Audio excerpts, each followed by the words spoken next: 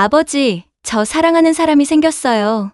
그 한마디에 멈춰있던 시간이 움직이기 시작했다. 믿음이라는 단어가 그날따라 이상하게 무겁게 들렸다. 믿음은 시험해도 되는 걸까? 구독 버튼과 좋아요 눌러주시고 끝까지 함께 해주시길 바랍니다. 여러분의 관심이 다음 이야기를 이어가는 큰 힘이 됩니다. 여러분은 어디에서 시청하고 계시나요? 그럼 오늘의 사연 시작합니다. 요즘 들어 세상이 예전 같지 않다. 내가 알던 세상은 이익을 남긴 자가 이기는 구조였다. 그런데 요즘은 도무지 이해가 안 된다. 진심이 통한다느니 사람 냄새 나는 경영이니 그런 말로 회사를 꾸릴 수 있다면 이 나라 자영업자 절반은 재벌이 됐을 것이다. 나는 효율과 냉정으로 여기까지 왔다. 모든 거래엔 손익이 있어야 했다. 정은 사치였다. 그날 저녁 퇴근하자마자 딸 유진이 내 앞에 앉았다. 아버지, 말씀드릴 게 있어요. 그 표정은 단단했다. 한눈에 봐도 오랜 고민 끝에 꺼낸 말이었다. 저 결혼하고 싶어요. 그래. 누구랑? 이도윤 씨요. 이름이 낯설었다. 그 남자 뭐 하는 사람인데? 마트요. 식자재 마트를 직접 해요. 작지만 혼자 운영하고 있어요. 나는 그 말을 듣자마자 입술을 굳혔다. 마트? 편의점 같은 거 말이냐? 네, 비슷해요. 동네 식당들이 주문하면 식자재를 직접 배달도 하고요. 직원 없이 혼자서 다 해요. 혼자서? 네. 아직 작지만 그래도 매일 정직하게 일해요. 나는 비웃음을 터뜨렸다. 유진아, 세상 그렇게 착하게만 살아서 되는 게 아니야. 정직하게 일한다고 다 먹고 사는 세상 아니야. 유진은 내 말을 끝까지 듣지 않았다. 아버지, 그 사람은 돈이 아니라 신용으로 사는 사람이에요. 신용? 나는 낮게 중얼거렸다. 세상에서 제일 위험한 단어다. 딸은 한숨을 내쉬었다. 아버진 늘 그렇게 말씀하시죠. 사람은 믿을 게 없다고. 하지만 저는 아버지랑 달라요. 그 말 한마디가 묘하게 아프게 꽂혔다. 딸이 내게서 등을 돌린 기분이었다. 그날 밤 서재로 들어와 불을 켜니 책상 위에 문서 몇 장이 놓여 있었다. 식자재 납품 자회사 거래처 목록이었다. 눈에 익은 글씨 하나가 눈에 들어왔다. 도윤마트 신규 거래 신청? 나는 무심코 비서에게 물었다. 이거 어디서 들어온 거래야? 예, 회장님. 소규모 동네 마트인데 저희 납품망에 등록 요청이 들어왔습니다. 직원은 본인 혼자랍니다. 나는 고개를 끄덕였다. 혼자 운영한다는 말이지? 예. 납품량도 적고 거래 규모는 미미합니다. 아? 나도 모르게 웃음이 났다. 그게 유진이가 말한 남자야. 비서가 눈치를 봤다. 회장님, 따님께서 그분과 결혼하신다고? 그래. 허락하신 겁니까? 아니. 나는 의자를 뒤로 젖히며 창밖을 바라봤다. 밤하늘에 비가 내리기 시작했다. 그 빗소리 속에서 내 속마음이 점점 분명해졌다. 직접 봐야겠다. 말로 듣는 것과 내 눈으로 확인하는 건 다르다. 남이 뭐라 하든 나는 평생 눈으로 보고 판단하는 사람이었다. 오 부장. 예, 회장님. 내일부터 물류팀의 이야기에 내 이름 빼고 위장 신분 하나 만들어. 예. 납품팀 신입 직원으로 넣어. 이름은 한길수로 하지. 비서가 놀라 눈을 크게 떴다. 회장님, 직접 나가시겠다는 겁니까? 그래. 내 딸이 결혼하겠다는 남자가 어떤 놈인지 내가 직접 본다. 그럼 사무실에선 뭐라고? 출장 간다 해. 누구도 모르게. 비서는 머뭇거리다 결국 고개를 끄덕였다. 알겠습니다. 차량은 소형 납품 트럭으로 준비하겠습니다. 복장도 맞춰라. 현장 작업복으로. 예, 회장님. 잠시 정적이 흘렀다. 나는 낮은 목소리로 덧붙였다. 도윤이라는 사람, 신용으로 일한다지? 좋아. 신용이 얼마나 값어치 있는지 내가 직접 확인해 보지. 비서는 잠시 입술을 떼지 못했다. 회장님, 그럼 진짜 납품을 나가시겠다는 겁니까? 그래. 직접 상자를 나르고 직접 눈으로 봐야 알지. 그때 문득 창밖으로 번개가 번쩍였다. 순간 옛 기억이 스쳤다. 젊었을 적 나도 납품 트럭 몰던 시절이 있었다. 비 오는 새벽마다 손수짐을 옮기며 언젠가 내 이름 걸고 회사를 세우겠다던 그때의 열기. 나는 조용히 말했다. 오 부장, 내일부터 나의 이름은 회장이 아니다. 그냥 한길수다. 알겠나? 예, 회장님 아니 한길수 씨. 그의 말끝에 미묘한 웃음이 섞였다. 자네 웃음소리 내일 잊어. 예, 명심하겠습니다. 나는 서류를 정리하며 혼잣말처럼 중얼거렸다. 결혼을 허락하든 말든 그건 나중 일이다. 지금은 그 남자가 어떤 사람인지 내 눈으로, 내 손으로 직접 겪어봐야겠다. 불을 끄고 서재를 나서려는데 탁자 위에 놓인 아내의 사진이 눈에 들어왔다. 사진 속 그녀는 늘 그렇듯 부드럽게 웃고 있었다. 여보, 이번엔 당신 대신 내가 딸 옆을 지켜본다. 그렇게 나는 평생 처음으로 현장 직원으로 돌아갈 준비를 시작했다. 그리고 그 선택이 내 인생을 완전히 바꿔놓을 줄은 그때는 몰랐다. 새벽 공기가 싸늘했다. 트럭 시동을 걸자 낮게 깔린 엔진음이 고요한 골목을 울렸다. 창밖으로 본사 로고가 붙은 간판이 멀어져 갔다. 이제 나는 회장이 아니라 납품 직원 한길수였다. 운전석 옆에는 비서 오부장이 챙겨준 납품 전표가 놓여 있었다. 출고지, 물품 수량, 거래처 주소.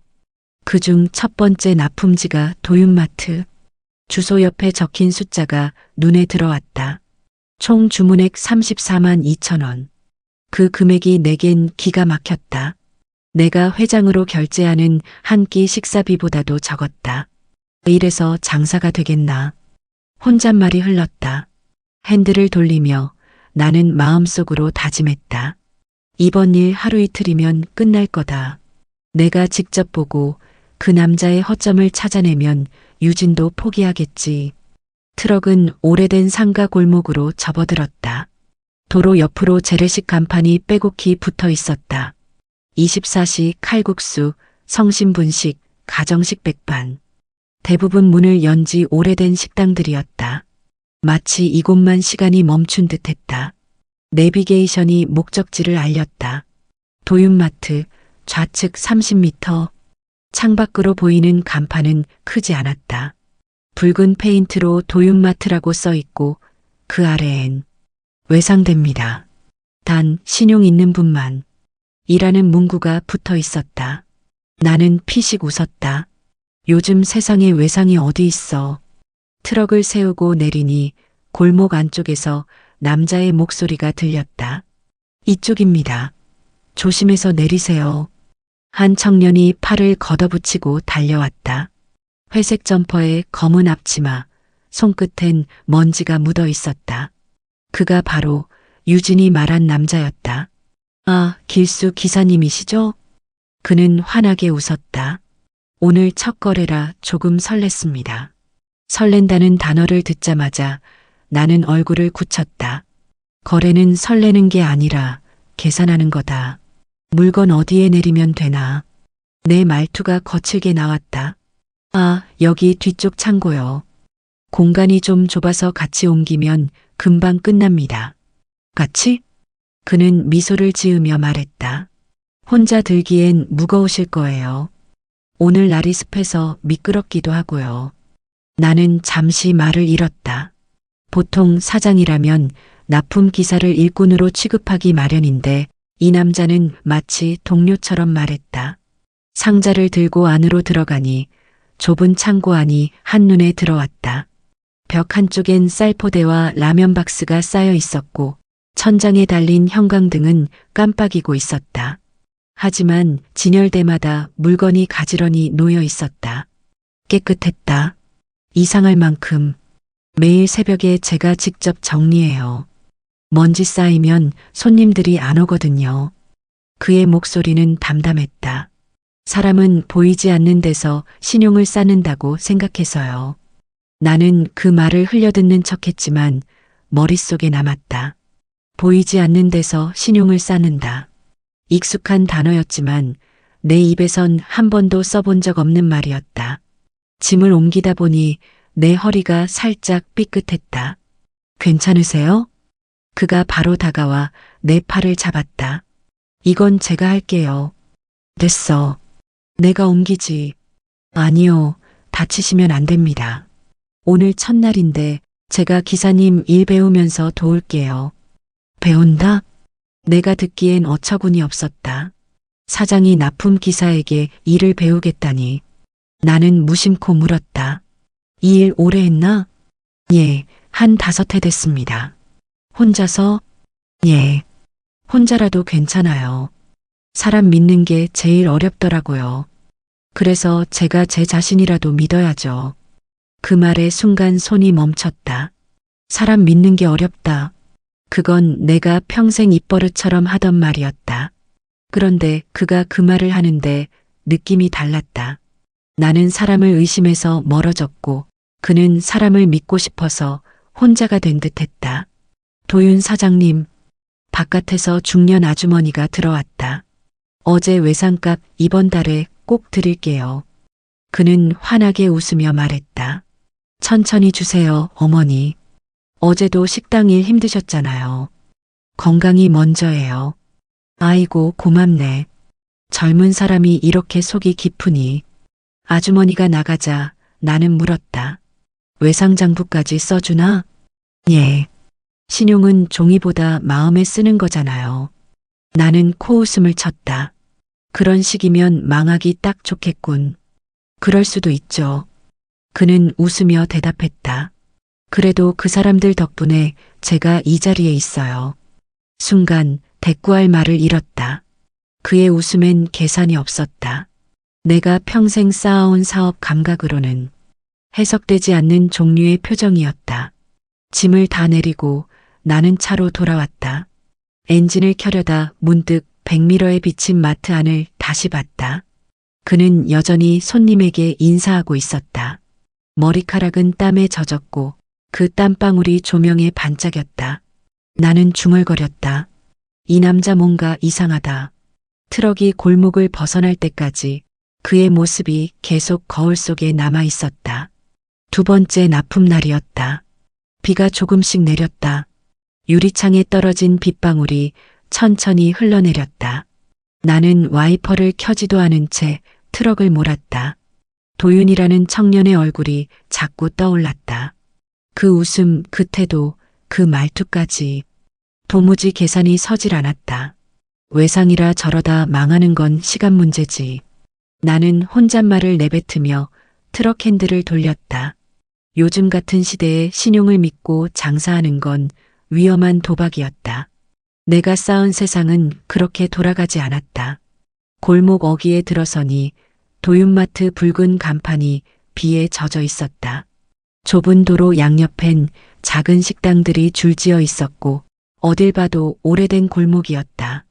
나는 브레이크를 밟았다. 마트 앞에는 노부부 한 쌍이 서 있었다.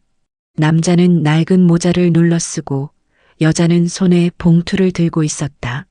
도윤 사장, 지난달 외상 조금이라도 드리려고 왔네. 도윤이 매장 문을 닫고 나왔다. 아이고 어르신, 비 오는 날 뭐하러 나오셨어요? 그래도 빚진 마음이 불편해서 말이지. 그는 잠시 봉투를 받지 않았다가 미소를 띠며 봉투를 다시 노부부의 손에 쥐어줬다. 그럼 이렇게 하시죠. 이번 달 장사 좀 나아지면 그때 정리하시고요. 그전엔 그냥 편하게 드세요. 장부는 제가 알아서 관리하니까 걱정 마세요. 그래도 이건 좀. 이 비 오는데 2분이 이렇게 나왔다는 게 벌써 갚은 거예요. 노부부는 머쓱하게 웃으며 인사했다. 참 고마운 청년이야. 요즘 세상에 이런 사람 드물다니까. 나는 그 모습을 지켜보다가 코끝으로 웃었다. 저래서 장사 되겠나. 돈을 빌려주고도 받지 않으면 그건 장사가 아니라 동정이지. 짐을 내리며 일부러 말을 걸었다. 사장님, 저렇게 외상 주면 곤란하잖아요. 요즘 세상에 사람 믿었다간 큰 코 다칩니다. 그는 젖은 머리카락을 뒤로 쓸어 넘기며 말했다. 알아요. 하지만 믿는 것도 장사예요. 믿는다고 돈이 생기나? 언젠간 갚아요. 못 갚을 형편이면 제가 기다리면 되죠. 그럼 못 갚고 도망가면? 그땐 그 사람 대신 제가 배워야죠. 나는 짐짝을 내려놓다 말고 그를 바라봤다. 뭘 배운다는 거야? 세상에 아직 그런 사람도 있다는 걸요. 그의 말투엔 허세가 없었다. 진심이었다. 그게 더 불편했다. 도윤은 다시 창고 안으로 들어가 라면 박스를 쌓고 쌀포대를 옮겼다.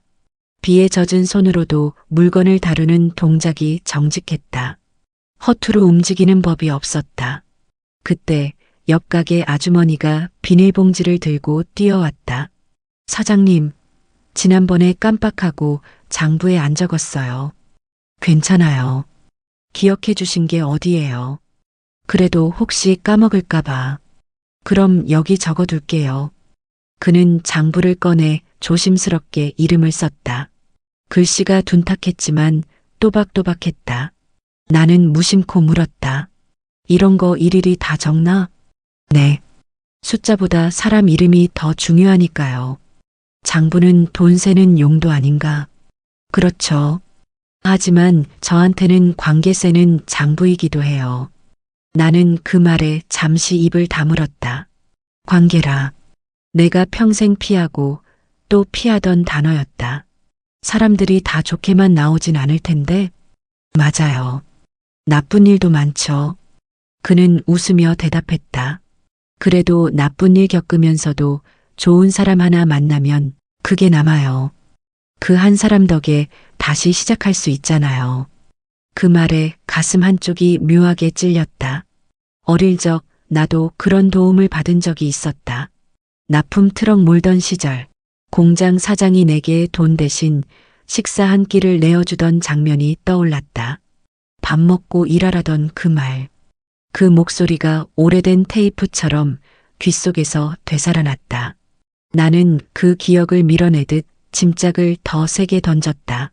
그런 식으로 장사하다간 오래 못 가. 도윤은 웃었다. 그럼 오래 못 가더라도 제대로 가야죠. 그 한마디에 내 손끝이 잠시 멈췄다. 그의 눈빛엔 두려움이 없었다. 실패를 두려워하지 않는 사람의 눈이었다. 비가 조금씩 굵어졌다. 나는 트럭으로 돌아와 시동을 걸었다. 엔진이 웅하고 울리는 소리 사이로 매장 안에 도윤이 손님을 맞는 모습이 보였다. 비가 들이치는 문 앞에서 그는 여전히 웃고 있었다. 나는 낮게 중얼거렸다. 저런 놈은 오래 못 버텨. 그런데 왜 나는 저 웃음이 신경 쓰이지? 백미러 속에서 마트 불빛이 멀어져 갔다. 작은 간판 아래 네온사인 글씨가 흐릿하게 흔들렸다. 외상됩니다. 단 신용 있는 분만. 나는 한참 동안 그 문구를 바라봤다. 그 신용이라는 단어가 왠지 모르게 내 마음 어딘가를 계속 두드리고 있었다. 지금은 숫자 하나만 틀려도 불안한데 이 젊은 남자는 아무것도 두려워하지 않았다. 짐을 모두 내리고 도윤은 다시 내게 인사했다. 기사님, 오늘도 수고 많으셨어요. 요즘 날씨 때문에 감기 조심하세요. 그래, 자네도. 나도 모르게 존댓말이 흘러나왔다. 트럭으로 돌아와 시동을 걸었지만 손이 키에 닿질 않았다. 창밖으로 그 작은 마트를 한 번 더 봤다. 비가 내려 지붕을 적시고 있었지만 그 불빛 하나만큼은 꺼지지 않았다. 나는 낮게 중얼거렸다. 세상에 저런 식으로 버티는 사람이 아직도 있단 말인가. 그날 아침 유난히 맑았다. 전날 내린 비가 도로에 먼지를 씻어내렸고 하늘은 마치 모든 게 새로 시작되는 것처럼 투명했다. 나는 트럭 문을 열며 스스로에게 말했다. 이젠 진짜 시험이다. 도윤이라는 청년이 보여주는 착한 장사가 진짜 실력인지 아니면 단순한 미련인지 확인해야 했다. 착함만으로는 세상 못 버틴다. 인생은 결국 숫자로 계산된다. 그래서 이번엔 일부러 시험을 준비했다. 출고 창고에서 물건을 실을 때 한 박스의 포장 끝을 살짝 눌렀다. 눈으로는 거의 보이지 않지만 배송 중에 눅눅해질 만큼의 틈이었다. 명세표의 단가도 일부러 5,000원 정도 올려뒀다.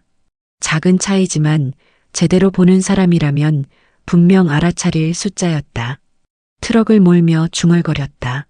이걸로 그 남자가 진짜 어떤 놈인지 보자. 도윤마트가 보였다. 골목은 여전히 좁고 그의 가게는 여전히 작았다. 그런데 이상하게 오늘은 그 풍경이 덜 초라하게 느껴졌다. 기사님, 오늘도 일찍 오셨네요. 도윤이 반갑게 달려나왔다. 어제보다 훨씬 밝은 얼굴이었다. 오늘은 손님 예약이 많아서 조금 서둘렀습니다. 그럼 빨리 하죠. 나는 상자를 내리며 일부러 아무 말도 하지 않았다. 그가 알아차릴 때까지 기다렸다. 잠깐만요. 그가 포장 하나를 들어 올렸다. 박스 한쪽이 젖어 있었다. 그는 포장 부분을 열어 확인하더니 얼굴이 굳었다. 이건 손님한테 못 나가겠네요. 나는 일부러 무심하게 말했다. 조금 젖은 거야 말리면 되지요. 안 됩니다. 그의 목소리가 단호했다. 식자재는 하루만 늦어도 신선도 떨어집니다. 손님이 그걸 보면 다음부터 안 와요. 나는 속으로 웃었다. 드디어 불만이 나오겠군.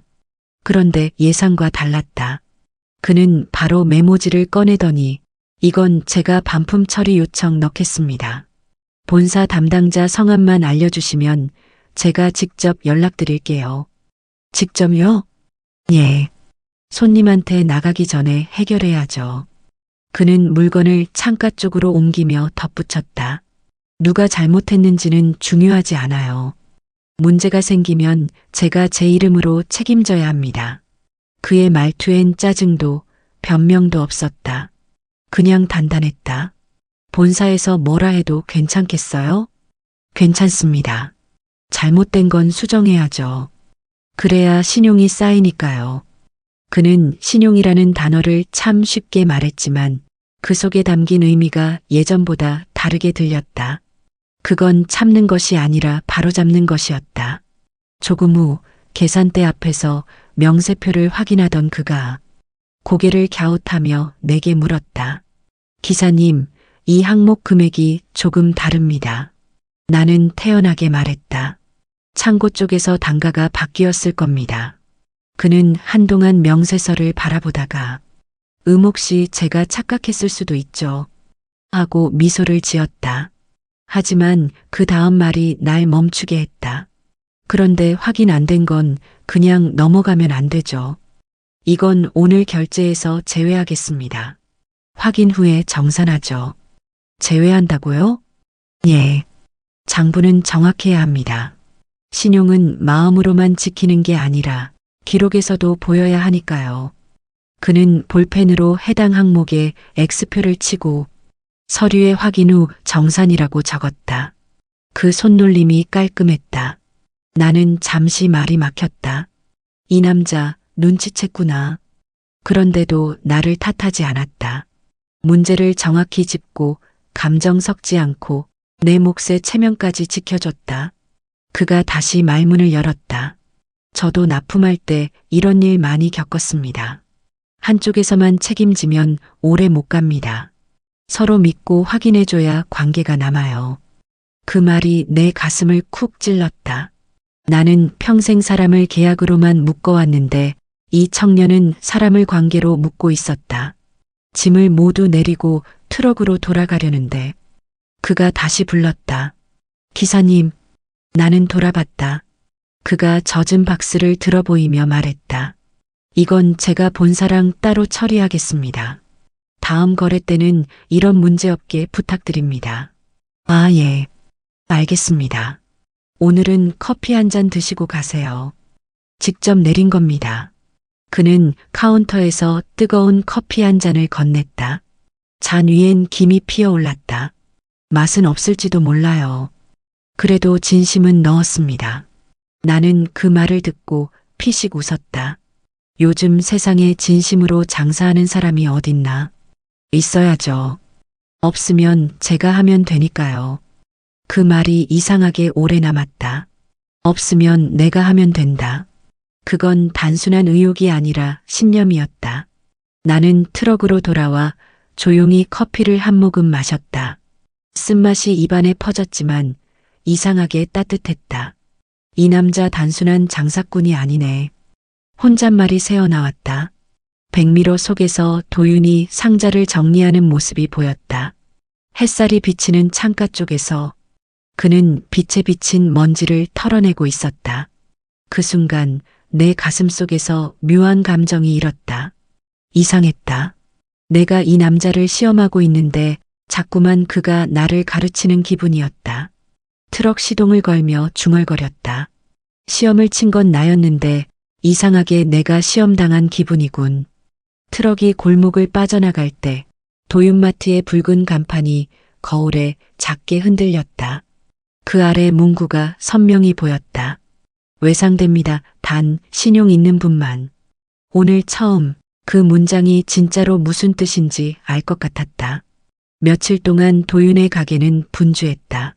주말을 앞두고 손님이 몰렸고 트럭은 매일 새벽마다 상자를 실었다. 나도 그 사이에 꽤 익숙해졌다.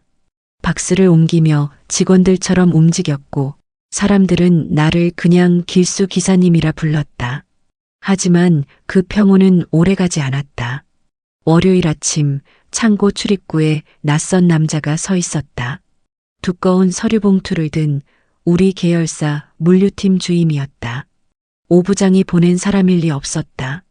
그의 시선이 내 얼굴을 훑었다. 이상한 애 길수 싫어하셨죠? 나는 짐짓 모르는 척 고개를 끄덕였다. 예, 왜 그러십니까? 저희 본사 쪽에서 이름 확인 좀 하려고요. 길수 씨는 최근 입사하신 걸로 되어 있는데 기록이 조금. 그가 말을 다 잇기도 전에 도윤이 창고 안에서 뛰어나왔다. 아, 본사에서 오셨나요? 오늘 납품량 많아서 기사님이 급하게 도와주신 거예요. 임시 인력이라 기록이 없을 수도 있습니다. 그는 자연스럽게 내 앞으로 서서 말했다. 제가 거래처 대표니까 문제 있으면 저한테 말씀하세요. 나는 그 뒤에서 숨을 죽였다. 남자는 잠시 나를 흘겨보더니 고개를 끄덕였다. 알겠습니다. 그럼 이따 서류만 다시 확인해 주시죠. 그가 돌아서자 나는 짐을 옮기는 척하며 속삭였다. 괜한 말하지 말지.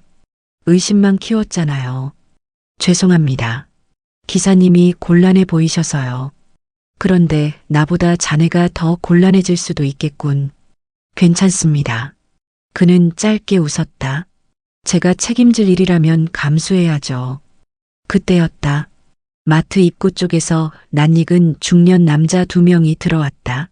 나는 본능적으로 알아봤다. 우리 회사의 대형 거래처 도윤의 납품 지역을 담당하는 성민유통 관계자였다. 그들의 표정은 매서웠다. 도윤 씨, 잠깐 얘기 좀 하지. 아, 예. 무슨 일이십니까? 우리 거래처 몇 군데 갑자기 자네가 납품을 가져갔다더군. 아, 그건 그쪽 식당 사장님들이 먼저 요청하셔서. 그래서 그걸 바로 받아들였다고? 저희도 소규모지만 정가로 납품하니까 문제는 없을 텐데요. 성민유통 부장이 냉소를 터뜨렸다. 이봐요, 세상 그렇게 단순하지 않아. 이 지역은 원래 우리 구역이야. 자꾸 건드리면 좋을 일 없을 겁니다. 가게 안 공기가 묘하게 식었다. 나는 손에 들고 있던 상자를 살짝 내려놓았다. 도윤은 잠시 고개를 숙였다가 침착한 목소리로 말했다.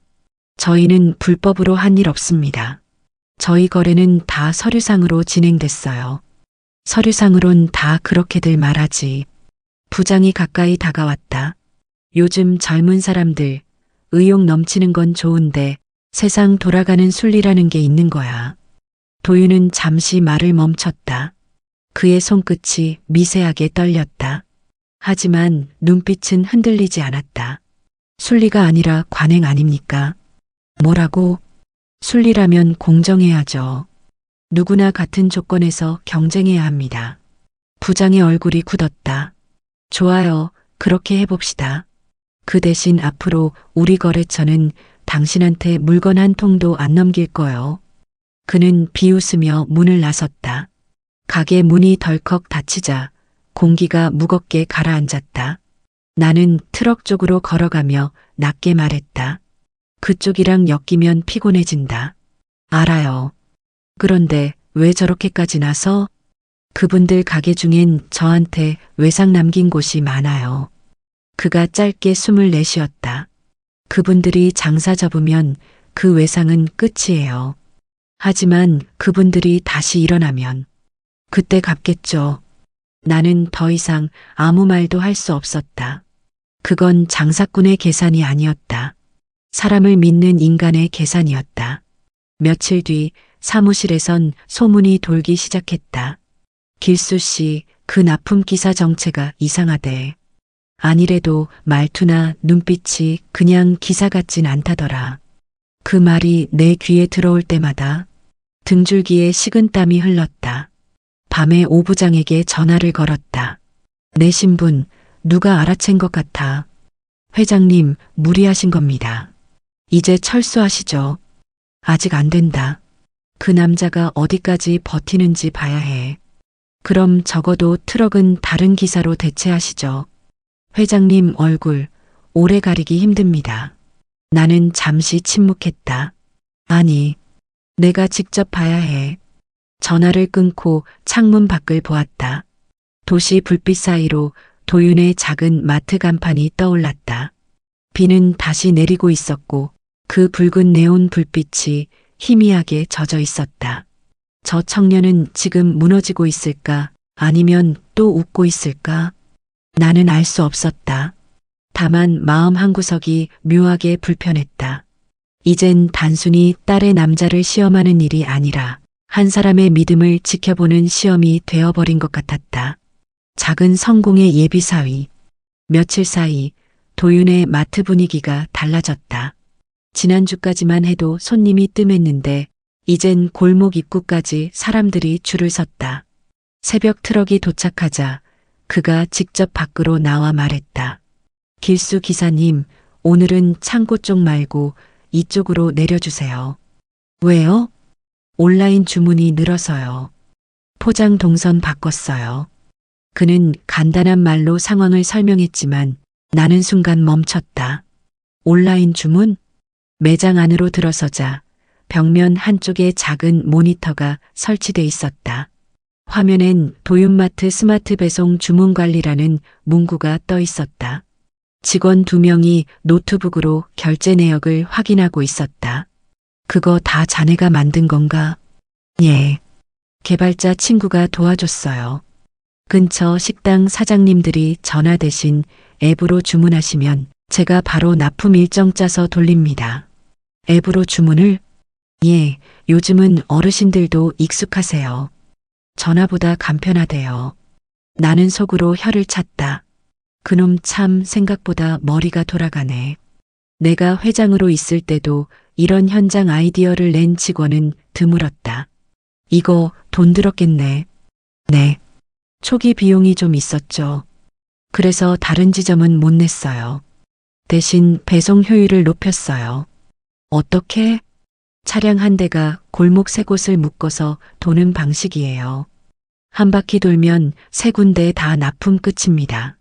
시간은 절반, 연료비는 30% 줄었죠. 나는 무심코 그의 노트를 들여다봤다. 직접 손으로 그린 도표와 동선이 빽빽했다. 이건 물류 네트워크야. 예, 맞아요. 그는 머쓱하게 웃었다. 배운 건 없지만 해보니까 그게 핵심이더라고요. 작은 마트 사장이 아니라 유통업을 이해하고 있는 놈이구나. 순간 내 안의 긴장이 미묘하게 바뀌었다.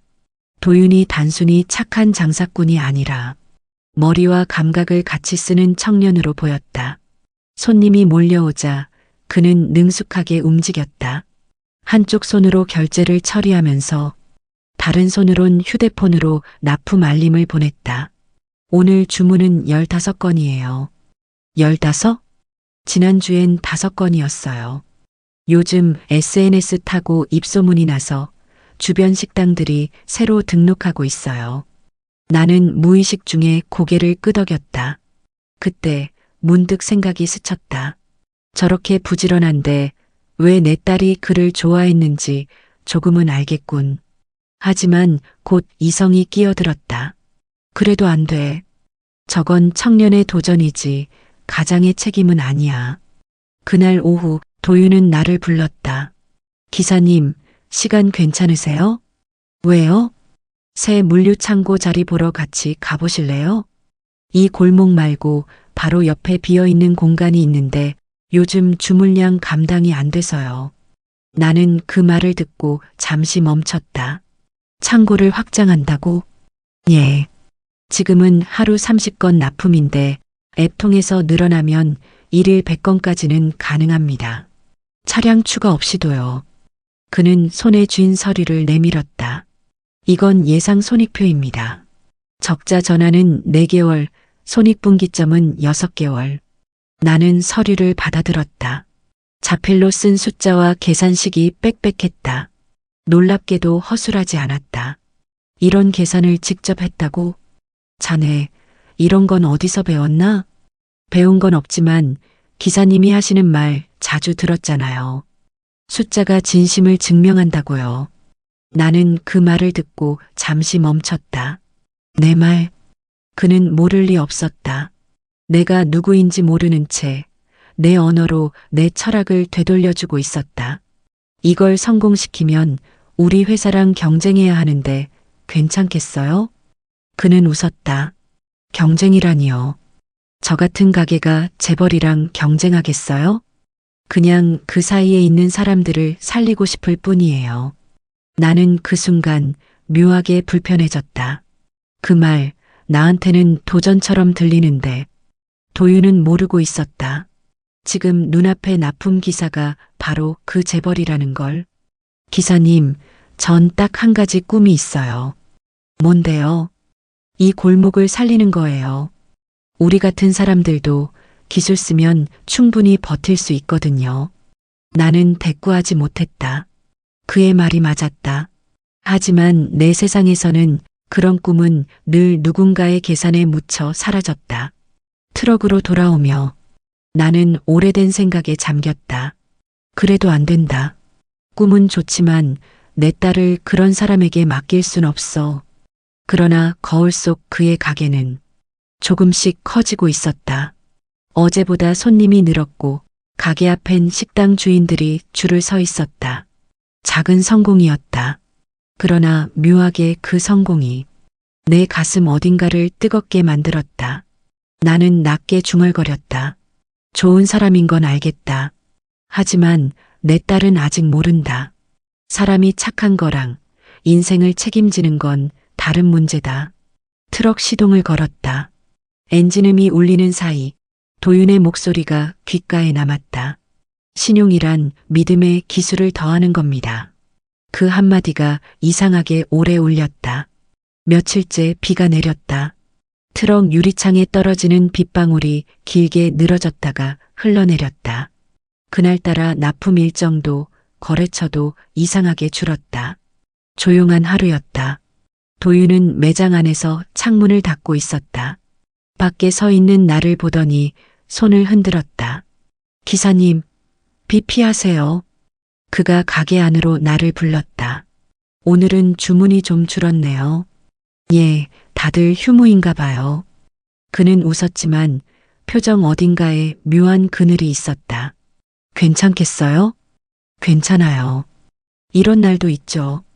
그의 웃음이 이상하게 쓸쓸했다. 그날따라 매장 안이 비어 있었고 창고 한쪽에는 미처 팔리지 못한 상자가 쌓여 있었다. 나는 상자 하나를 집어들었다. 한기식품 복지재단 지원품. 순간 손끝이 멈췄다. 한기식품? 복지재단? 그건 내가 10년 전 직접 만들었다가 정리했던 회사 산하 재단이었다. 실적이 안 난다고 경영 효율화 명목으로 폐지한 곳. 그 안엔 수십 명의 고아원 청소년이 있었다. 이건 어디서 온 건가요? 아, 그거요? 예전 재단에서 남은 물품이에요. 제가 거기 출신이라 그분들이 마지막으로 주고 간 겁니다. 그 순간 심장이 멈춘 것 같았다. 출신이라니 그게 무슨 뜻이죠? 제가 자란 곳이에요. 한기식품복지재단. 어릴 때부터 거기서 살다가 고등학교 졸업 후 자립했어요. 나는 숨을 삼켰다.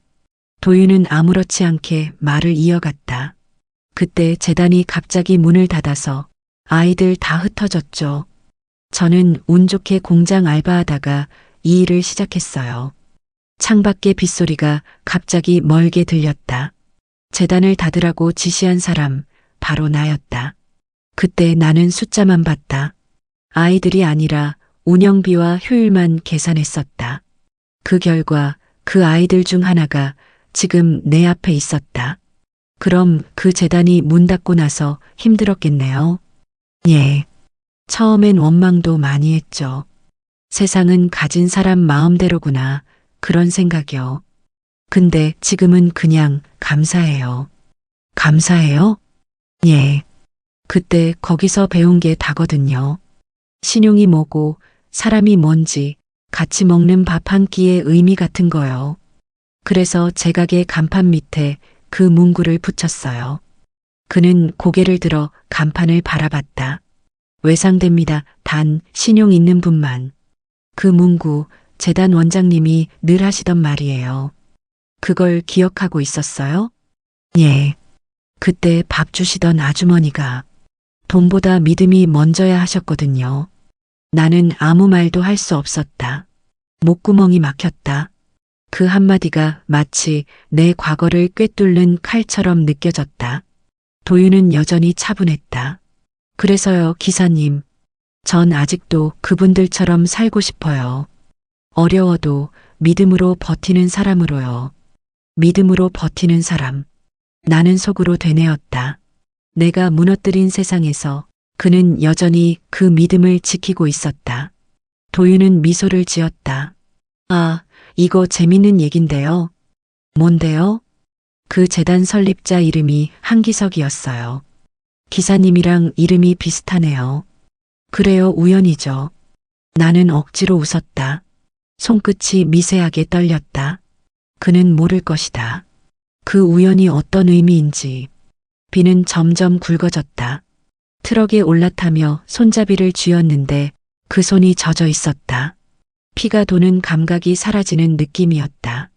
도윤, 그 아이가 내가 만든 시스템의 피해자였구나. 내가 숫자 하나로 없애버린 그 재단의 아이. 지금은 내 딸이 사랑하는 남자.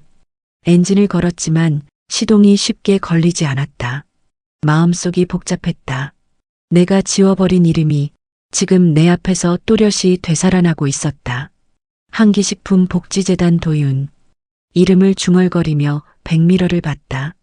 가게 문 앞에서 도윤이 빗속을 서성이며 배달 트럭을 정리하고 있었다. 그 모습이 마치 과거의 나를 닮아 있었다. 아니, 내가 버린 세상을 다시 짊어진 아이 같았다. 그날 밤 잠이 오지 않았다. 서재 불빛만이 창밖에 희미하게 새어나왔다. 탁자 위에는 오래된 서류철이 놓여 있었다. 표지엔 한기식품 복지재단 운영 보고서라는 글자가 희미하게 보였다. 10년 전 내가 직접 서명했던 문서였다. 운영 효율 저조로 인한 해산 결정. 그 밑에 또렷하게 찍힌 이름. 대표이사 한기석. 그때는 아무 감정도 없었다. 아이들의 삶보다 회사의 효율이 더 중요하다고 믿었으니까. 그러나 지금은 달랐다. 그 문서 한 장이 한 청년의 삶을 송두리째 바꿔버렸다는 사실이 가슴 한복판을 무겁게 짓눌렀다. 그 재단 출신이라니. 나는 중얼거렸다. 머릿속에 도윤의 얼굴이 떠올랐다. 비 오는 날에도 웃던 표정, 불량 납품을 덮어주던 말투, 사람을 탓하지 않는다던 그 눈빛. 그 아이가 내가 지운 세상 속에서 살아남았구나. 그런데도 아직 나 같은 사람을 미워하지 않다니. 탁자 위에 놓인 재단 기록을 다시 펼쳤다. 지원자 명단, 생활기록, 폐쇄 통보서. 마지막 장엔 작은 메모가 붙어 있었다. 도윤 부모 무연고 식자재 관리 우수 성실함. 내 시선이 그 이름에 머물렀다. 손끝이 떨렸다. 그때 전화벨이 울렸다. 회장님, 자정에 전화드려 죄송합니다. 오부장이었다. 도윤마트, 납품이 전면 중단됐습니다. 성민유통이 거래처 전부를 잠가버렸어요. 그럴 줄 알았지. 회장님, 개입하실 겁니까? 나는 한참을 침묵하다가 조용히 말했다. 공식적으로는 아니다. 그럼 비공식적으로는 나서야겠지. 다음 날 새벽 나는 물류본사 서버에 접속했다. 유통망 현황표와 공급 단가, 배송 루트, 거래 수량이 눈에 들어왔다. 10년 동안 내가 만든 시스템이었다. 하지만 그 수치들이 이제는 사람의 얼굴처럼 느껴졌다.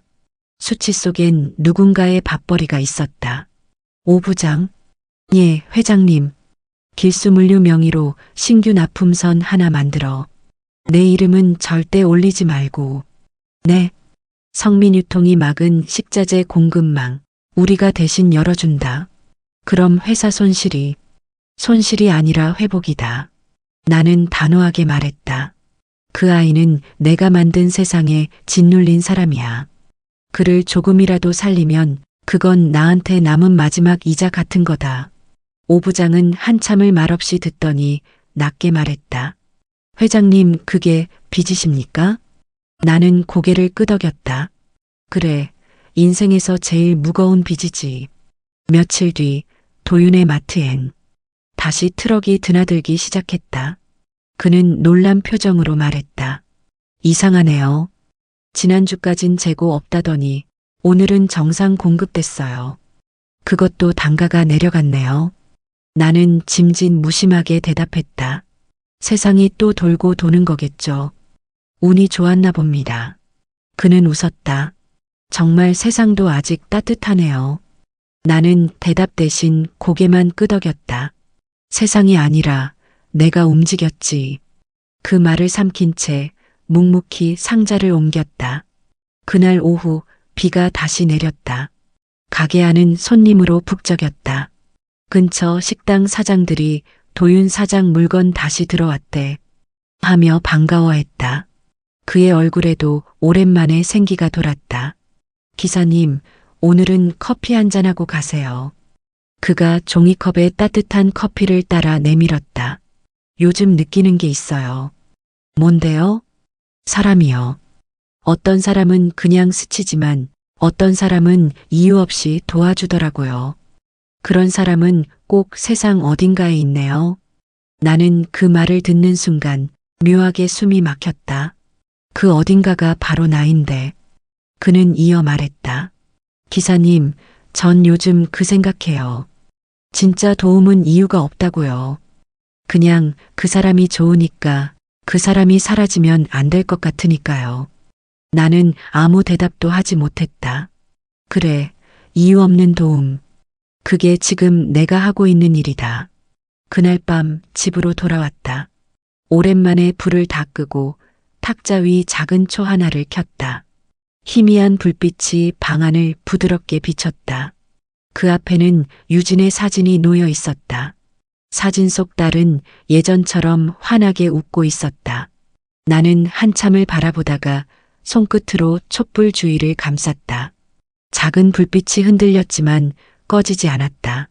불이 벽에 그림자를 만들며 흔들릴 때 그 속에서 도윤의 얼굴이 떠올랐다. 유진아. 나는 낮은 목소리로 중얼거렸다. 이제 조금 알겠다. 사람이 사람을 바꾼다는 게 뭔지. 촛불이 바람에 흔들렸지만 다시 제자리를 찾아섰다. 그래, 이건 속죄의 불이 아니라 시작의 불이다. 나는 그 불빛을 조용히 바라보며 말했다. 그 사람이 내 인생을 바꾸고 있다. 그날 오후 도윤의 가게는 평소보다 조용했다. 오전 납품이 끝나고 나는 남은 상자 몇 개를 내리고 있었다. 햇살이 따뜻하게 내리쬐었다. 평소보다 평화로운 날이었다. 그런데 그때 가게 문 위의 종소리가 가볍게 울렸다. 딩! 나는 고개를 돌렸다. 밝은 베이지색 코트를 입은 여자가 문을 열고 들어왔다. 단정한 차림, 차분한 걸음.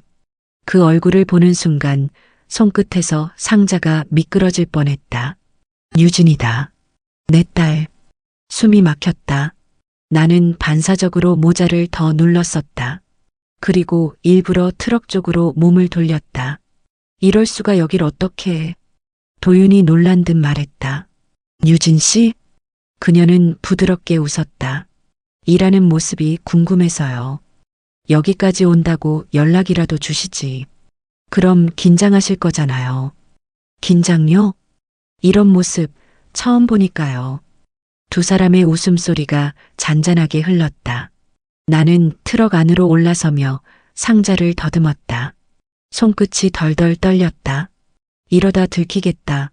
지금은 나가야 한다. 길수 기사님, 잠깐만요. 도윤의 목소리가 들렸다. 오늘은 이쪽으로 물건 옮겨주시죠. 됐습니다. 다 내렸어요. 저는 다음 거래처로 가야 합니다. 나는 짧게 대답했다. 그 말투가 내 의도치 않게 거칠게 나왔다. 벌써요? 도윤이 어리둥절한 표정을 지었다. 예. 오늘은 일정이 많아서요. 나는 손을 들어 인사하듯 모자를 눌렀다. 수고하세요. 그리고 그대로 트럭 시동을 걸었다. 엔진이 울렸다. 거울 속으로 두 사람이 마주 선 모습이 보였다. 유진이 계산대 앞에 서 있었다. 여기 직접 운영하는 거죠? 네. 정말 멋지네요. 아버진 아직 모르시지만 전 이제 알겠어요. 뭐요? 왜 제가 당신을 좋아하게 됐는지. 그 말에 도윤의 얼굴이 살짝 굳더니 천천히 미소가 번졌다. 감사합니다. 그 한마디면 지금까지 버틴 게 다 이유 있네요. 그들은 서로를 바라봤다. 대화는 짧았지만 그 눈빛이 모든 걸 대신했다. 트럭 안에서도 느껴질 만큼 조용한 공기 속에 따뜻한 온기가 흘렀다. 나는 핸들을 잡고 잠시 그 장면을 백미러로 바라봤다. 유진이 웃으며 도윤에게 손을 내밀었다. 도윤이 그 손을 조심스레 잡았다.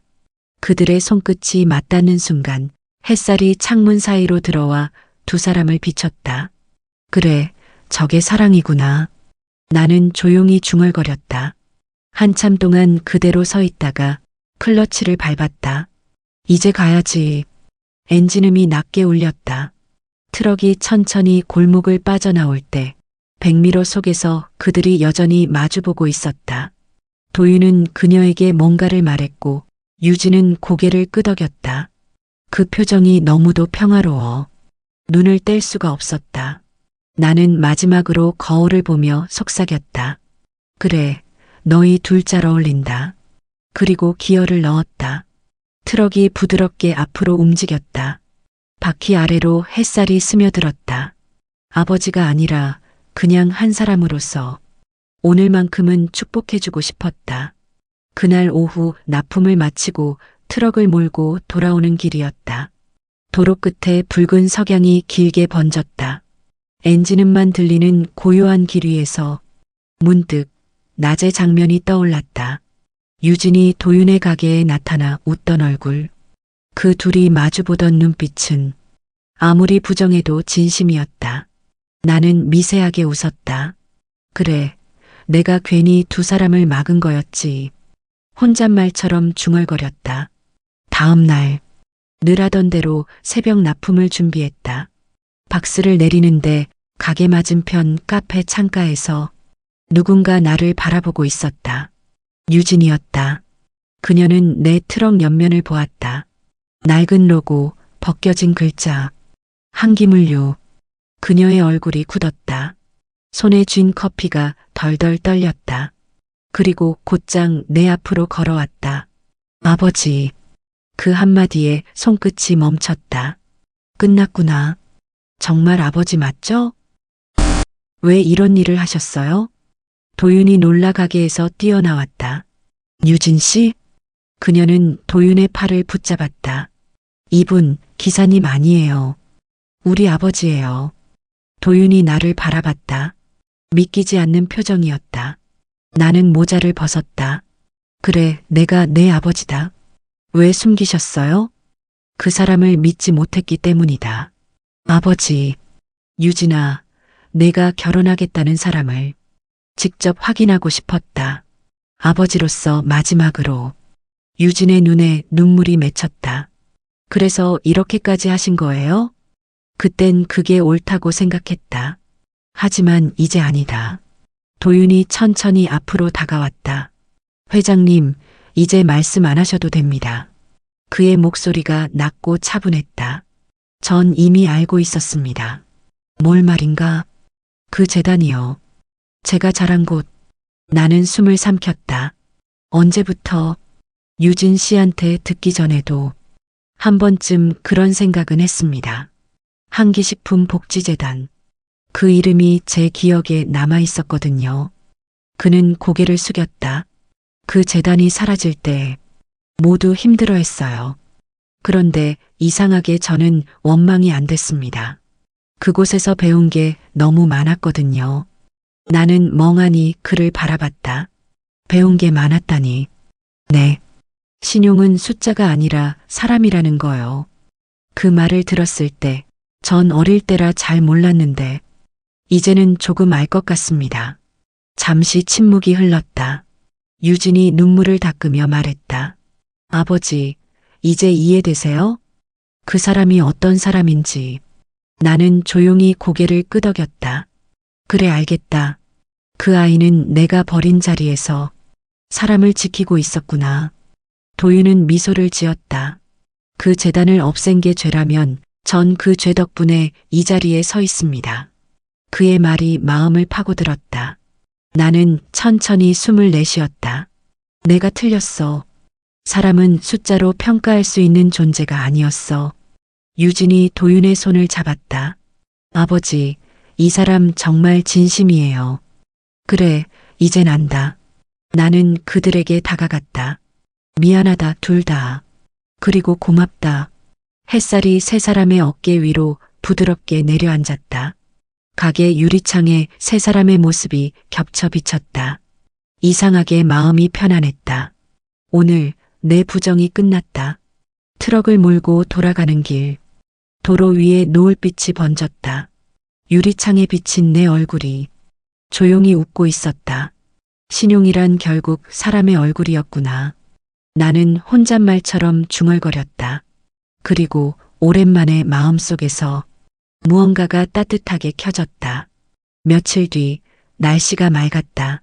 가을 끝자락의 바람이 유리창을 스쳤다. 한기식품 본사 회의실, 오랫동안 비워졌던 회장실 문이 다시 열렸다. 한기석은 책상 위 서류를 조용히 덮었다. 며칠 전 일 이후로 모든 게 달라 보였다. 문서의 숫자들이 더 이상 성과로 보이지 않았다. 그 안에 사람이 있었다. 비서가 조심스럽게 문을 두드렸다. 회장님, 이도윤 대표님 오셨습니다. 들여보내요. 문이 열리고 도윤이 들어왔다. 예전의 낡은 작업복 대신 단정한 셔츠와 재킷 차림이었다. 그의 손엔 가죽 노트 한 권이 들려 있었다. 오랜만입니다. 그래, 자네 얼굴 보니 반갑네. 회장은 부드럽게 웃었다. 자, 앉아요. 오늘은 같은 테이블에서 얘기합시다. 둘 사이에 차가 놓였다. 잠시 묵직한 침묵이 흘렀다.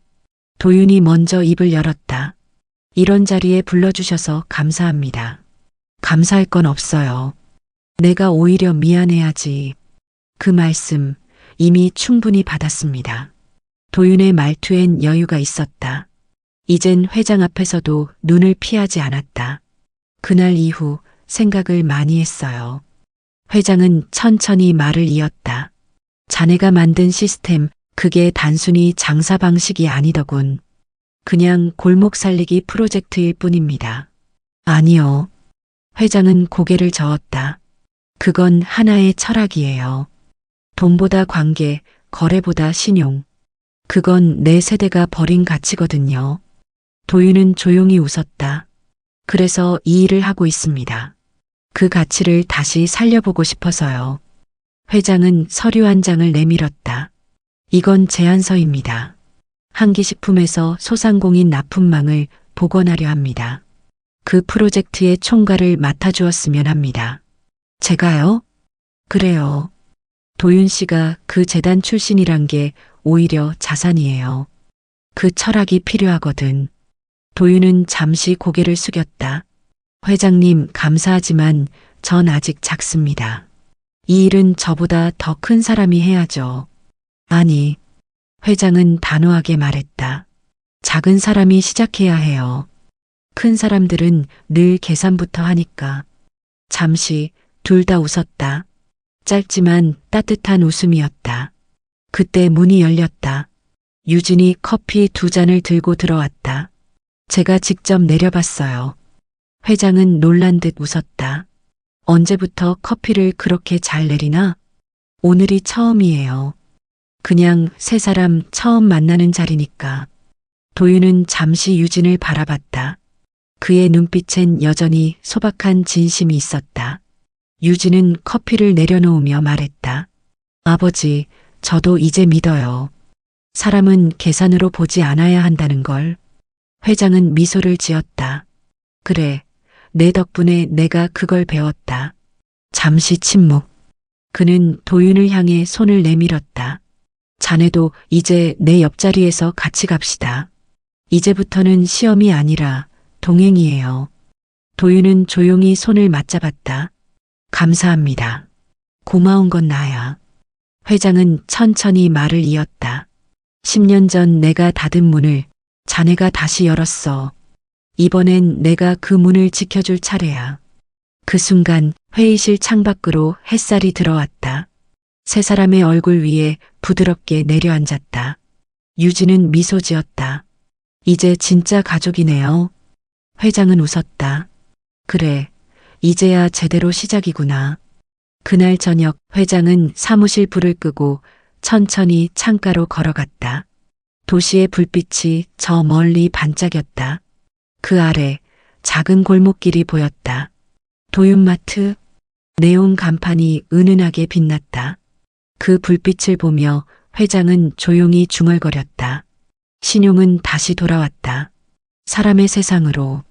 초겨울의 바람이 차가웠다. 도시 외곽, 오래된 공장지대 옆. 한때 아이들의 웃음소리가 들리던 그 건물 앞에 한기석은 조용히 서 있었다. 벽면에는 오래된 못자국만 남아 있었다. 거기엔 한때 한기식품 복지재단이라는 간판이 걸려 있었다. 10년 전 그가 직접 떼어냈던 그 이름. 그 자리에 오늘 다시 간판을 걸기 위해 왔다. 옆에는 도윤과 유진이 서 있었다. 새로 만든 나무 간판이 트럭에 실려 있었다. 하얀 천으로 덮인 간판의 가장자리에 바람이 스쳤다. 회장은 천천히 말을 꺼냈다. 10년 전 내가 이 문을 닫았을 때 아이들이 울던 소리를 들었습니다. 도윤이 조용히 고개를 숙였다. 그 중에 나도 있었겠죠. 회장은 고개를 끄덕였다. 그래. 그날 내가 어떻게 살았는지 몰랐지만 이제 알아. 그는 두 손으로 간판을 잡았다. 묵직한 나무의 감촉이 전해졌다. 이제 그때의 빚을 갚을 차례야. 천이 거치자 나무결 위에 새겨진 글자가 드러났다. 한기재단 사람을 키우는 신용의 집. 순간 바람이 불어 나무가 살짝 흔들렸다. 도윤이 간판을 붙잡았다. 회장님, 이건 이제 제 이름으로 걸어주세요. 아니. 회장은 고개를 저었다. 그건 아직 내 몫이야. 내가 닫은 문은 내가 다시 열어야 하니까. 못을 하나하나 박는 소리가 골목에 울렸다. 탁, 탁, 탁. 철과 나무가 부딪히는 소리마다 10년 전의 후회가 조금씩 지워지는 듯했다. 모든 걸 마치고 회장은 망치를 내려놓았다. 이제야 조금 가벼워지는구나. 그의 목소리는 낮지만 단단했다. 도윤이 다가와 손을 내밀었다. 이제 제 차례네요. 이 재단 다시 살아나게 하겠습니다. 도윤 씨, 이 재단은 이제 당신 거야. 저 혼자선 못합니다. 그래서 내가 있는 거야. 회장은 웃었다. 이제 내가 당신 뒤를 밀어줄 차례지. 유진이 두 사람 사이로 걸어왔다. 아버지, 이 건물 다시 쓰려면 많이 고쳐야겠어요. 그래. 이젠 돈보다 마음이 더 들어가야 하는 곳이니까. 그녀가 미소 지었다. 그럼 이번엔 제가 디자인 담당이에요. 좋지. 세 사람의 웃음이 바람 속으로 흩어졌다. 잠시 후 회장은 건물 앞에 서서 새 간판을 올려다 봤다. 한기재단. 그 이름이 햇빛에 반짝였다. 도윤 씨. 네, 회장님. 아니, 이제 그렇게 부르지 말자. 그럼 뭐라고 부르죠? 그냥 한기 선배라고 해라. 도윤이 웃음을 터뜨렸다. 그건 좀 부담스러운데요. 그럼 친구로 하자. 그건 더 부담스럽습니다. 둘 다 웃었다. 그 웃음 속엔 지난 시간의 미안함이 녹아 있었다. 유진이 손을 흔들었다. 자, 이제 안으로 들어가요. 춥잖아요.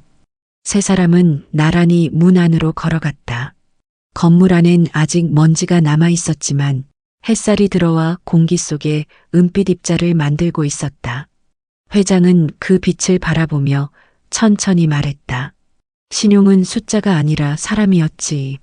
그 말, 이제 제 좌우명으로 써도 될까요? 그럼, 원래 내 실수에서 나온 말이니까 이젠 자네가 제대로 써야지. 그들은 나란히 서서 창밖의 간판을 바라봤다. 햇살에 반짝이는 나무판 위로 세 줄의 그림자가 겹쳤다. 그 순간 회장은 문득 깨달았다. 이제야 진짜 끝났구나. 그리고 새로운 시작이 여기서 다시 시작되고 있다. 봄의 햇살이 따뜻하게 내리던 날, 호텔 정원 안에는 하얀 의자들이 가지런히 놓여 있었다. 작은 결혼식이었다. 하객보다 진심이 더 많았다. 회장은 잠시 먼 곳을 바라보았다. 이제는 구부정한 어깨 위로 햇살이 고요히 내려앉았다. 그 옆에서 비서가 조용히 속삭였다. 회장님 순서입니다. 그래요. 그는 천천히 단상 위로 걸어갔다. 앞에는 유진과 도윤이 서 있었다. 두 사람은 서로의 손을 꼭 잡고 있었다. 회장은 한동안 그 모습을 바라보다 품속에서 한 장의 봉투를 꺼냈다. 이 편지는 아버지가 너희 둘에게 주는 마지막 편지다. 사람들이 조용해졌다. 회장은 편지를 펼쳤다. 손끝이 약간 떨렸지만 목소리는 차분했다. 사랑하는 유진아. 처음 내가 결혼하겠다고 말했을 때 아버지는 기뻐하기보다 겁이 났다. 세상은 냉정하고 사람은 언제든 변할 수 있다고 믿었으니까. 그래서 어리석은 시험을 했다. 그 사람을 믿지 못해서가 아니라 아버지 자신이 믿음을 잃었기 때문이야. 그런데 그 청년을 보며 깨달았다. 신용이란 건 숫자가 아니라 얼굴이라는 걸. 그 얼굴 속엔 노력과 진심이 있었다. 유진아, 너는 그 진심을 먼저 알아봤구나. 그래서 결국 아버지보다 어른이 되었구나. 도윤아, 내가 자란 복지재단을 내가 닫았다. 그날의 결정을 난 평생 후회하며 살았다. 하지만 넌 그 자리를 미움이 아닌 신념으로 채웠더구나. 너를 보고 알았다. 사람이란 상처받아도 여전히 사람으로 살 수 있다는 걸. 오늘 나는 세상에 두 가지를 돌려주고 간다. 하나는 너희 둘의 믿음, 또 하나는 내가 버렸던 사람의 이름이다. 부디 서로를 지켜라. 계산이 아니라 신용으로. 그리고 그 신용 안에서 세상을 조금 더 따뜻하게 만들어주길 바란다. 사람의 세상으로 돌아가는 길목에서 한기석이 편지를 다 읽고 난 뒤 회장은 고개를 들었다. 유진은 이미 눈가가 젖어 있었다. 도윤은 말없이 고개를 숙였다. 회장은 천천히 단상 아래로 내려왔다. 두 사람 앞에 서서 조용히 손을 내밀었다. 이제 내가 나 대신 그 이름을 지켜야 한다. 도윤이 손을 잡았다. 그러겠습니다. 그때 하늘에서 벚꽃잎이 흩날렸다. 누군가의 축하 음악이 들려왔고 잔잔한 박수 소리가 이어졌다. 회장은 그 자리에 잠시 멈춰섰다. 모든 소리가 멀어지고 눈앞엔 두 사람의 환한 미소만이 남았다. 유진이 아버지에게 다가왔다. 아버지, 고마워요. 그래. 이젠 그 말 하나면 된다. 그는 천천히 미소 지었다. 유진아, 내가 내 인생에서 가장 큰 투자였다. 그럼 성공하셨네요. 그렇지. 수익률이 인생 최고다. 세 사람은 함께 웃었다. 그 웃음 속엔 오래된 오해와 상처가 모두 사라지고 따뜻한 햇살만이 남았다. 결혼식이 끝난 뒤 회장은 홀 구석의 창가에 앉아 있었다. 손엔 빈 잔이 들려 있었다. 잔 속엔 아무것도 없었지만 이상하게 마음은 가득 찼다. 창밖을 바라보니 도윤과 유진이 하객들과 인사를 나누고 있었다. 그들의 모습이 봄 햇살 아래 반짝였다. 회장은 낮게 웃었다. 그래, 이제 진짜 사람의 세상으로 돌아왔구나. 봄이 완전히 돌아왔다. 하늘은 맑고 공기엔 흙냄새가 섞여 있었다. 한기재단 신용의 집 현판 아래엔 새하얀 천막이 세워져 있었다. 아이들의 웃음소리가 골목 끝까지 퍼졌다. 새로 문을 연 복지센터의 첫 개원식 날이었다. 회장은 정문 옆 의자에 조용히 앉아 있었다. 검은 정장 차림에 가슴엔 작은 흰 국화 한 송이가 꽂혀 있었다. 이젠 명예직 회장이 아니라 그저 한 사람의 어른으로 앉아 있었다. 도윤이 마이크 앞에 섰다. 그의 목소리는 차분했지만 힘이 있었다. 10년 전 이곳은 문을 닫았습니다. 하지만 오늘 다시 문을 엽니다. 그 문은 누군가의 이름이 아니라 모든 사람의 신용으로 세워진 문입니다. 아이들이 환호성을 질렀다. 그 옆에서 유진이 아이들에게 풍선을 나눠주며 웃고 있었다. 회장은 그 모습을 바라보다 살짝 웃었다. 그래, 이제는 내가 아닌 그들의 세상이구나. 행사가 끝난 뒤 도윤이 회장에게 다가왔다. 회장님, 이제 공식으로 인사드릴게요. 왜 그렇게 딱딱하게구나. 그럼 아버님. 그 말에 회장은 피식 웃었다. 그래, 그게 낫지. 이곳, 오늘만큼은 꼭 같이 보고 싶었습니다. 맞다. 아주 잘 보고 있다. 어때요? 마음에 드세요? 회장은 고개를 천천히 끄덕였다. 건물은 낡았지만 그 안에 있는 공기는 새 거야. 그 말에 도윤이 미소를 지었다. 맞아요. 신용도 공기 같죠. 보이지 않지만 살아있는 것. 회장은 조용히 그의 어깨를 두드렸다. 이제부터는 내가 배우겠다. 그 말씀 녹음해 둘걸요? 녹음할 필요 없다. 오늘 이 봄날이 증인이야. 아이 한 명이 풍선을 들고 회장 쪽으로 달려왔다. 할아버지, 이거요. 손에 든 건 하얀 풍선. 그 풍선엔 사람의 세상으로 라는 글씨가 휙휙 흔들렸다. 회장은 웃으며 풍선을 받아들었다. 고맙다. 할아버지도 여기서 일해요? 그래, 할아버지도 이제 일해야지. 무슨 일요? 사람을 믿는 일. 그거 어려운 거 아니에요? 그래서 평생 하는 거지. 아이의 웃음소리가 퍼졌다. 유진이 그 모습을 보고 사진을 찍었다. 햇살이 렌즈 안으로 들어오며 반짝였다. 저녁 무렵 행사가 모두 끝나고 사람들이 하나둘 자리를 떠났다. 회장은 홀로 건물 앞에 남았다. 노을빛이 간판 위로 번지고 있었다. 그가 천천히 간판을 쓰다듬었다. 한기재단 신용의 집. 나무결 아래로 햇살이 스며들었다. 그 빛이 손끝에 닿았다. 온기가 있었다. 이제 진짜 끝났구나. 그가 낮게 말했다. 아니지, 이제 시작이지. 뒤에서 도윤의 목소리가 들렸다. 회장이 돌아보았다. 자네 언제부터 거기 있었나? 아까부터요. 이런 장면은 놓치면 안 되니까요. 사진이라도 찍을 건가? 아니요. 그냥 마음에 담아둘 겁니다. 둘은 나란히 섰다. 노을이 서서히 붉게 물들었다. 멀리서 아이들이 아직 떠들고 있었다. 회장은 낮게 말했다. 10년 동안 닫혀있던 문이 열리는데 이렇게 조용할 줄은 몰랐네. 조용해서 더 좋아요. 문은 소리 없이 열려야 오래 열려 있으니까요. 그 말에 회장은 웃었다. 역시 자네는 내 시험을 통과할 만한 사람이었어. 시험이 아니라 인연이었겠죠. 그래, 인연이었지. 노을빛이 완전히 붉게 번졌다. 회장은 하늘을 올려다보며 천천히 말했다. 이 봄날, 신용의 집이 문을 열던 날. 그게 내 인생의 마지막 기록이면 좋겠군.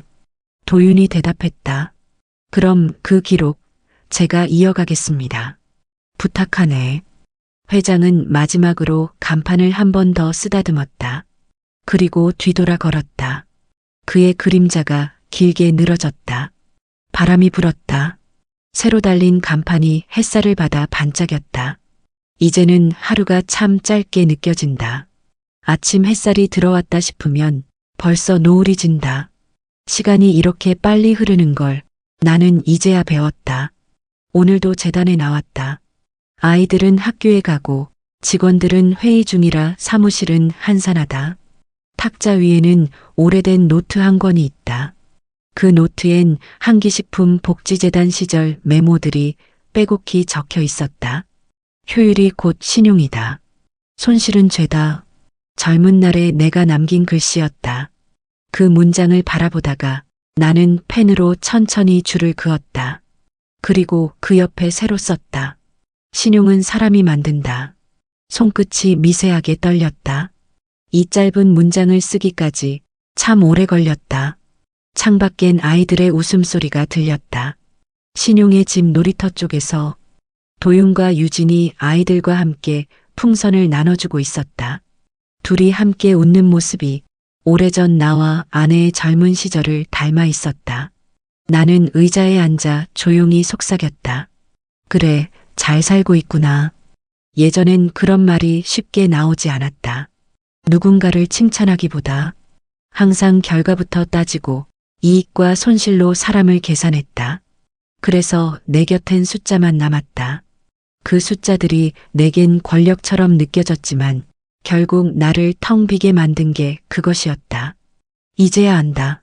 사람이 숫자를 다루는 게 아니라 숫자가 사람을 삼키는 순간이 온다는 걸. 점심 무렵 도윤이 사무실 문을 두드렸다. 회장님, 아니 선생님. 왜? 점심 드시죠. 오늘은 아이들이 끓인 된장찌개래요. 그래. 그럼 거절할 수 없겠네. 그렇죠. 그는 웃으며 문을 닫았다. 나는 천천히 자리에서 일어났다. 책상 위 노트를 덮으며 혼잣말을 했다.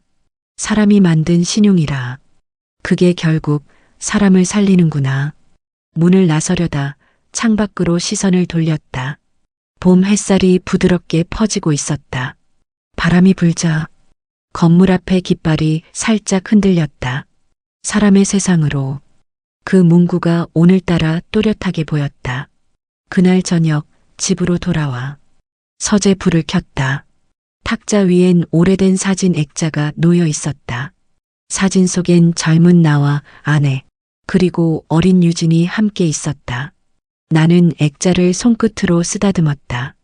여보, 이제 조금 알 것 같아. 사람은 남긴 숫자가 아니라 남긴 마음으로 기억된다는 걸. 창문을 열자 저녁 바람이 조용히 들어왔다. 커튼이 부드럽게 흔들렸다. 책상 위에 촛불 하나를 켰다. 그 불빛은 작았지만 방안을 충분히 밝히고 있었다. 그날 유진의 결혼식에서 켰던 그 촛불. 그 불빛이 아직 내 안에서 타고 있었다. 나는 조용히 미소 지었다. 이젠 더 이상 회장이 아니다. 그저 사람으로 살고 싶은 한 남자일 뿐이다. 창밖으로 아이들의 웃음소리가 멀리서 들려왔다. 그 소리를 들으며 나는 펜을 들어 노트 한쪽에 마지막 문장을 썼다. 사람은 다시 시작할 수 있다. 그 시작은 늘 사람에게서 온다. 펜을 내려놓았다. 그 문장이 나의 마지막 보고서이자 내 인생의 결산서였다. 나는 천천히 의자에 기대어 눈을 감았다. 이상하게 마음이 아주 평화로웠다. 어둠 속에서도 작은 불빛이 여전히 흔들리고 있었다. 저녁 노을이 재단 건물 위로 내려앉았다. 햇빛은 하루의 끝을 알리듯 붉고 부드럽게 퍼졌다. 운동장에는 아이들의 웃음소리가 가득했다. 그 소리가 바람에 섞여 멀리 퍼졌다. 회장은 벤치에 앉아 있었다. 조용히 손에 들린 종이컵을 굴렸다. 따뜻한 보리차의 온기가 손끝에 남았다. 도윤이 옆에 앉았다. 오늘도 여기 계셨네요. 그래. 요즘 여기가 제일 조용하거든. 아이들 떠드는 소리가 조용하다고요? 이제 그런 소리가 가장 좋더라. 도윤이 미소 지었다. 잠시 뒤 유진이 두 사람에게 다가왔다. 아버지, 저녁 드셔야죠. 조금만 더 있다가마. 노을이 참 예뻐요. 그래, 참 예쁘구나. 세 사람은 나란히 노을을 바라봤다. 아이들은 멀리서 풍선을 날리고 있었다. 그 풍선엔 손글씨로 쓴 문장이 있었다. 사람의 세상으로. 그 글씨가 하늘 위로 높이 올라가 햇살 사이로 사라졌다. 회장이 조용히 말했다. 도윤 씨, 네. 10년 전 내가 닫은 문을 자네가 다시 열었어. 고맙네. 그 문 사실은 회장님이 다시 여신 거예요. 아니야. 나는 그저 따라왔을 뿐이야. 잠시 침묵. 노을빛이 세 사람의 얼굴 위로 부드럽게 퍼졌다. 유진이 물었다. 아버지, 이제 후회 안 하세요? 회장은 고개를 천천히 저었다. 후회는 사라지지 않더라.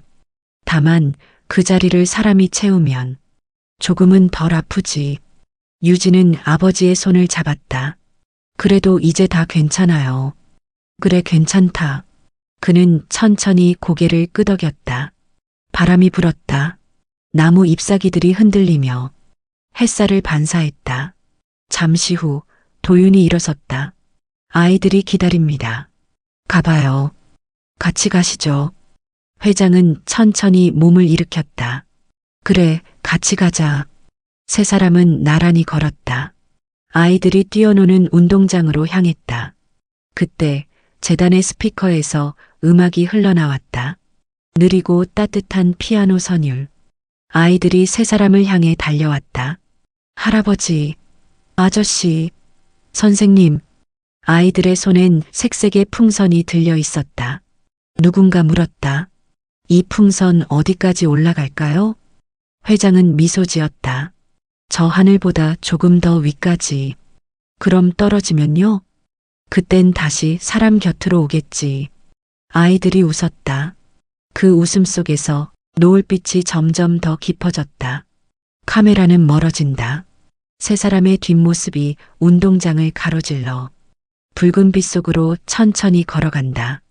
그들의 그림자가 길게 늘어졌다가 햇살에 녹아 하나로 합쳐진다. 회장의 목소리가 나지막이 들린다. 사람으로 산다는 건 완벽해서가 아니라 다시 시작할 용기를 갖는 거였구나. 노을 위로 풍선 하나가 떠올랐다. 사람의 세상으로라는 글씨가 햇살에 반짝이며 천천히 멀어졌다. 음악이 잦아들고 화면은 천천히 하얗게 번진다.